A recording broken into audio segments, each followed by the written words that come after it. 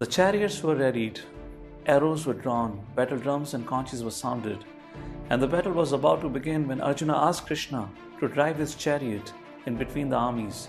Seeing his relatives standing to fight against him, he became morose, lost his composure, and decided to quit the battle. Finally, he kept his celebrated Gandiva bow aside and sat down on the chariot. Arjuna's mind was depressed and eyes were filled with tears. With uncertainty, he approached Krishna for guidance, prompting Krishna to speak the most fundamental aspect of spiritual wisdom, its practical application, and the symptoms of a person who has fully realized the spiritual wisdom. The chapter 2 offers a concise overview of the entire philosophy, and thus it is titled as Contents of the Gita Summarized. To make our learning easy, we'll present an acronym for this chapter as Gita, where G stands for Guru, from verses 1 to 10, a very important section that marks the beginning of one's spiritual life. Arjuna was determined not to fight, but simultaneously he was torn and confused. He seemed convinced about his arguments, yet he was not. When a person is faced with such a predicament, he only has two choices: give it up and live a miserable life, or take to superior guidance to resolve it. For an instance, Arjuna tried his best to convince himself, by various reasons, to disengage from the war. Yet he could not do so, and became confused about his course of action. But Arjuna was intelligent, so he humbled himself and approached Lord Krishna for guidance and spoke as follows: "O my dear Lord, now I am confused about my duty, have lost all composure because of miserly weakness. In this condition, I am asking you to tell me for certain what is best for me. Now I am your disciple and a soul surrendered unto you. Please instruct me." It is worth mentioning that it takes a lot of courage and humility to accept failure and one's own weaknesses. But unless we accept it, we cannot succeed in life. It is said, "Success has many fathers, but failure is an orphan." Arjuna was an accomplished and a fearless warrior. His presence on the battlefield was enough to persuade his enemies to surrender. Despite his great talents and history of great accomplishments, he was not falsely proud of himself. He was humble, and this humility gave him strength to acknowledge and take responsibility of his weaknesses. Notably, he admitted that he has lost his composure due to his miserly weakness. This acknowledgement allowed Lord Krishna to offer remedy for his problem, because Arjuna was now ready to hear to the superior dictation. We can draw a few lessons from this incident as well as from the attitude of Arjuna, and they are very vital for all of us. Lesson 1.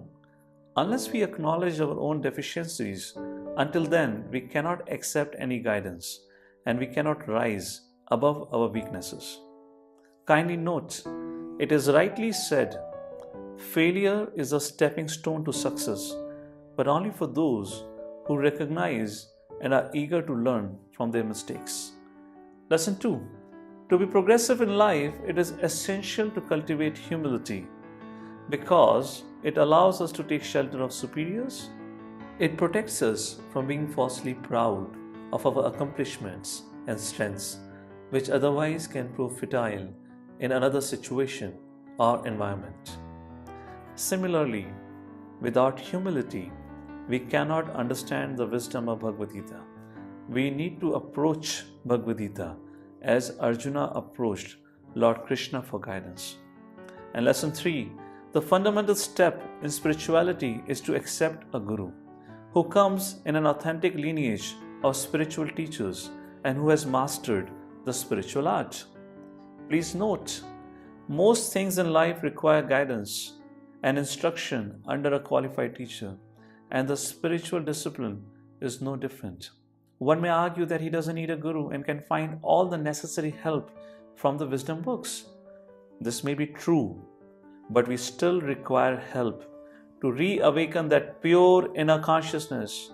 As the saying goes, one who accepts himself as a guru accepts a fool for a disciple. As we all know that after hearing Bhagavad Gita, Arjuna fought the battle and won the war. What seemed impossible for him in the beginning became possible. In other words, how did he resolve his predicament? We will call it 3 keys to success from the life of Arjuna. First key, he was always eager to learn. Second, he was humble and acknowledged his weakness. Third, he accepted a bona fide teacher to guide him through the challenges of life. To the degree we are willing to align ourselves with the 3 keys mentioned above, to that much degree we'll find success and satisfaction in our journey of life. In the next set of verses, from 11 to 30, Krishna elucidates Arjuna about the most fundamental understanding of spiritual life, where I stands for identity, which raises a question about who am I? And the lack of understanding of it leads to identity crisis. If somebody has to ask me, who am I? My answer would be, I am Mayank Agarwal, I am male, I am an Indian, I am Hindu, etc. But interestingly, all these identifications or tags were not existent to me before I took birth and will cease to exist when I die. I hope you agree with me on this. Notably, these identifications or tags are all temporary within this lifetime also, as people can change their names, nationality, religion, and sometimes gender also. So who am I? Lord Krishna helps us understand this in this very important section. If only people can take guidance of Bhagavad Gita and understand who they really are, then the world today would be a far better place, a world free from conflicts, which mainly arises from our attempts to defend our temporary identifications, which anyways become meaningless after our death.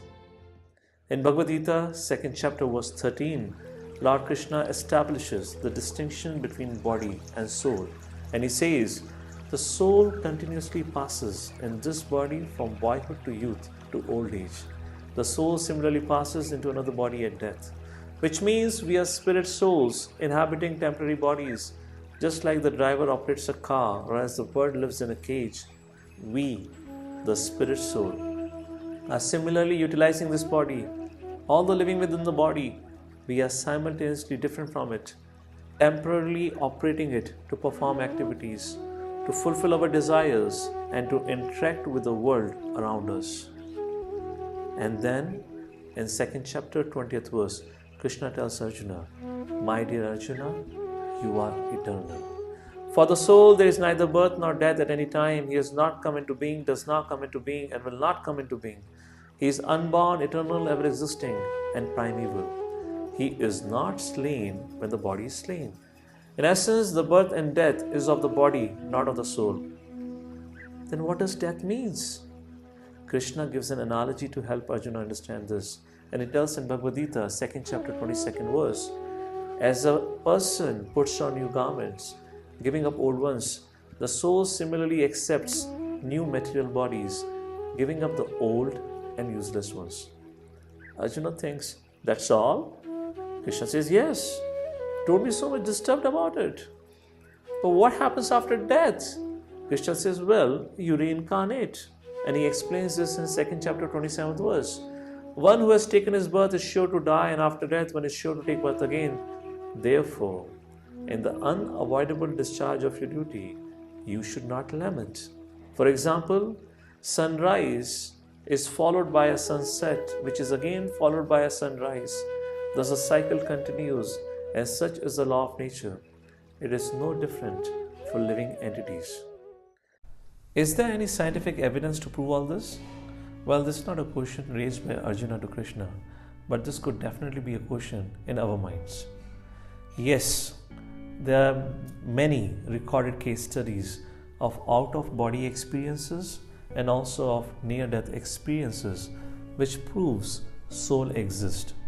Not only this, there are verified cases of reincarnation such as of Shukla Gupta, Chase Bowman and many others, which were verified and certified by accomplished personalities such as Dr. Ian Stevenson, Dr. Satwant and many others. We have more than 100 books written about various cases of reincarnation for us to refer on this subject matter. Last but not the least, if this is all true, then why people fail to accept it? Well, there are different reasons. Some believe that soul cannot be perceived by our senses, so how can we accept it? Well, the matter of fact is, our senses fail to perceive so many things due to their inherent limitations. While others say that your philosophy of the soul promotes violence, which is also untrue, because Krishna ahead will speak about karma, which means as you sow, so shall you reap. In other words, if somebody commits unnecessary violence, then he'll be held responsible and will be punished accordingly for it. While others says life comes from chemicals and you only live once. This is the view of modern science, and we all are taught like this. However, there is no scientific evidence of life being produced in the laboratory merely by the combination of chemicals, and they have never been able to do like this. To conclude with, until we realize our true identity as spirit soul, we'll undergo the process of reincarnation, accepting various material bodies and the subsequent sufferings and distresses of life arising due to our identification with the temporary labels such as name, country, gender, nationality, religion, etc. This is the first teaching that the Guru imparts, knowledge of who we really are. This answer to the eternal question of who am I can set the soul free. It is an answer that is worth hearing again and again. In the next episode, we'll study chapter 2 verses 31 to 72, where Krishna will discuss the practical application of spiritual wisdom and the behavior of a person who has fully realized it. Thank you for listening, and it's time for trivia. Question 1. In a challenging time, have you ever cast aside your own desired actions upon receiving the superior advice of a friend or elder? And second question, write down some characteristics of soul as discussed by Lord Shri Krishna. If you get time, you can solve this trivia and leave your answers in the comments below. Thank you for your time and stay tuned for the next episode.